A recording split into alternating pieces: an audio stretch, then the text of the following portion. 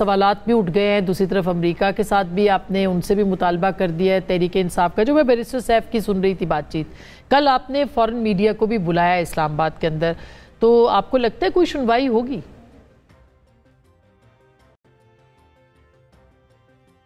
دیکھیے, سنوائی دینی پڑے گی. اگر اس ملک میں جمہوریت نے قائم رہنا ہے تو جو اس دفعہ دھاندلی ہوئی ہے یہ اتنے بونڈے انداز میں ہوئی ہے کہ یہ تصور میں نہیں آ سکتا تھا کہ الیکشن ہو گیا اور الیکشن ہونے کے بعد 10-11 بجے رات کو آپ نے سب لوگوں کو, کینڈیڈیٹس کو نکال دیا آر او کے دفتر سے. زبردستی مجھے دھکے مار کے نکالا گیا, مجھے اور میری بیگم جو الیکشن ایجنٹ تھی میری. اور اس کے بعد آپ نے رات میں ایک نیا بالکل ایک فرضی ایک نتیجہ جو ہے فارم 47 کی شکل میں اگلے دن شائع کر دیا. تو پھر تو الیکشن نہ ہی کراتے. بالکل آپ نے الیکشن کے عمل کو ایک ڈھونگ بنا دیا, کیونکہ نتیجہ تو آپ نے پہلے سے لکھ کر رکھا ہوا تھا. تو اگر ایسے اس ملک میں الیکشن ہونے ہیں اور آئندہ ایک یہ روایت پڑھنی ہے تو پھر تو میں سمجھتا ہوں کہ نہ آئندہ کوئی ووٹ کرے گا, پھر لوگ اور طریقے اپنائیں گے جو اچھے طریقے نہیں ہیں, جن سے ہم بچنا چاہتے ہیں. اس ملک میں ہم چاہتے ہیں تشدد نہ ہو, اس ملک میں ہم چاہتے ہیں مکالمہ ہو, ہم چاہتے ہیں کہ ایک صاف ستھری سیاست ہو. لیکن اس الیکشن نے وہ تمام جو تصور تھا ایک صاف الیکشن کا اس کو تار تار کر دیا ہے.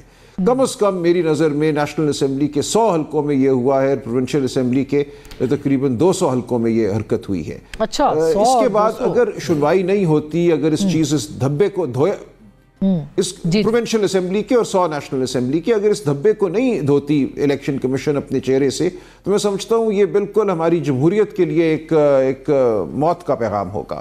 تو انشاءاللہ ہماری عدالتیں میں سمجھتا ہوں اس میں دخل دیں گی اگر الیکشن کمیشن نے نہ بھی کچھ کیا, اور ہم سرخرو ہوں گے اور یہ جلد ہو جائے گا. اس چیز کا بوجھ یہ قوم نہیں اٹھا سکتی. جو ایک قوم اور ریاست کے درمیان رشتہ ہوتا ہے وہ رشتہ پامال ہو چکا ہے. یہ بات درست ہے کہ یہ ایک الزام بھی لگ رہا ہے کہ ہر الیکشن جو ہے وہ اسی طرح سے ہوتا ہے. اور کیا یہ بات درست نہیں ہے کہ اب میچور پولیٹیکل جو پارٹیز ہیں, اب ظاہر ہے کہ پی ٹی آئی بھی اب انہی میں سے ہے, وہ میچورٹی کا وہ بھی مظاہرہ کریں گے, مگر کیا اس داغ کو آپ کو نہیں دھونا چاہیے؟ دیکھیے, گزارش یہ ہے کہ پاکستان میں تقریباً 12 الیکشن ہو چکے ہیں جب سے پاکستان بنا ہے. کوئی ایک الیکشن بھی ایسا نہیں ہے کہ جو الیکشن ہونے کے بعد دھاندلی کے الزامات کی زد میں نہ آیا ہو. سب سے پہلی بات تو یہ ہے. اور اگر آپ ماضی میں دیکھیں 2018 کا الیکشن ہوا, اس سے زیادہ سنگین الزامات اس الیکشن کی شفافیت پہ اٹھائے گئے, دھاندلی کے الزامات لگائے گئے. اس سے پہلے 2013 کا الیکشن دیکھیں, اس میں بھی الزامات لگائے گئے. عمران خان صاحب نے اس میں بھی, یاد ہے آپ کو, 35 پنچر تو پتہ نہیں نئی ٹرمز انہوں نے نکالی, آرٹس کے اوپر بھی الزامات لگائے گئے. تو یہ تو لگتے ہیں. رائے صاحب نے جو بات کی ہے, دیکھیں اب پچھلا جو الیکشن 2018 کا تھا اس میں کچھ ایسے حلقے تھے, جیسے ڈپٹی اسپیکر صاحب کا حلقہ تھا قاسم سوری کا, اب اس میں 50,000 ووٹ جو ہے وہ جعلی ثابت ہوئے. اس کے بعد وہ ٹرائیبیونل سے, پھر سپریم کورٹ سے اس میں سٹے ہوا. تو کچھ حلقے ایسے ہو سکتے ہیں ہر الیکشن میں کہ جن کے اندر کچھ اس طرح کے معاملات ہوں جو جب عدالتوں میں جائیں تو وہ سسٹین نہ کر سکیں, وہ رزلٹ سسٹین نہ کر سکیں. 100 حلقے کہہ رہے ہیں راجہ صاحب. نہیں, یہ ایک میں سمجھتا ہوں کہ ایسی قومی اسمبلی کے ایسی ایک سٹیٹمنٹ ہے کہ جس کے پیچھے جب تک ایویڈنس نہ ہو, جب تک چھان بین نہ ہو, یہ سٹیٹمنٹ جو ہے کون کرے گا؟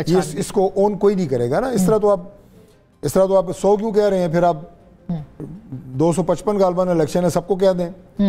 یہ نہیں, جو حلقے چیلنج ہو رہے ہیں, ہم نے کھلے دل سے, مطلب ہماری جماعت نے کھلے دل سے کہا ہے کہ اگر آڈٹ ہوتا ہے آڈٹ حلقوں کا تو کوئی اعتراض نہیں, تسلیم کریں گے. لیکن یہ کہ اس کا ایک ڈیو پروسیس ہے, ٹریبونل میں جاتے ہیں, وہ سارا وہ گئے ہیں نا. لیکن راجہ صاحب 100 حلقے آپ کہہ رہے ہیں, اور کل آپ اس میں ضرور آڈٹ ہو, اس کا جو ڈیو پروسیس ہے لاء میں, اور راج صاحب سے بہتر کون جانتا ہے. مگر ہر چیز کے اوپر ایک دھول سی ہے. راج صاحب کیا آپ کو لگتا ہے کہ 100 حلقے کل جب آپ پریزنٹیشن دیں گے تو آپ کے پاس سب کا جی ثبوت بھی ہوگا؟ 30 سیکنڈز کہ آپ یہ دیکھیں کہ اگر 100 حلقے ہیں جس طرح انہوں نے کہا, ہمارے جو ٹاپ سٹال وارڈز ہیں, رانا ثناء اللہ خان وہ ہار گئے ہیں, سعد رفیق صاحب ہار گئے ہیں, عابد شیر علی صاحب ہار گئے ہیں, جاوید لطیف صاحب ہار گئے ہیں, محسن رانجھا, یہ سارے ہمارے ماضی کے بھی یعنی سابقہ گورنمنٹ کے بھی منسٹر تھے, آئندہ کے بھی فیڈرل منسٹر تھے.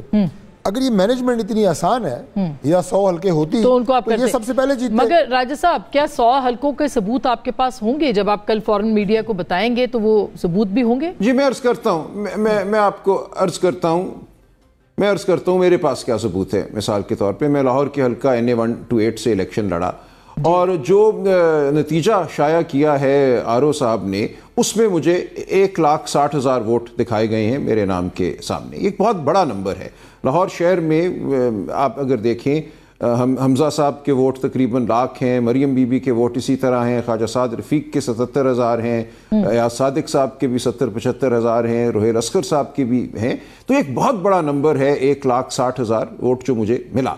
और टर्न आउट अगर आप हल्के का देखें तो तमाम हल्कों का लाहौर में टर्न आउट, और मेरे नीचे जो प्रोविंशियल हल्के थे वो तकरीबन 40% है। मेरे हल्के में होता यह है कि हमारे पास फॉर्म 45 आ जाते हैं शाम और रात के दौरान। उन फॉर्म्स के मुताबिक मेरे वोट वाकई 1,60,000 हैं और मेरे मद्दे मुकाबिल के वोट जो हैं वो तकरीबन 65,000 हैं। अगले दिन, अच्छा, उस रात मुझे निकाल दिया जाता है, मेरी वीडियो भी है, धक्के मार के हमें आरओ के दफ्तर से निकाला जाता है, कोई वजह नहीं उसकी, और एक रिटन ऑर्डर कर दिया जाता है एसपी को, सीसीपीओ को कि इनको किसी कैंडिडेट को दफ्तर में नहीं आने देना। क्यों? कोई जवाब नहीं है उसका।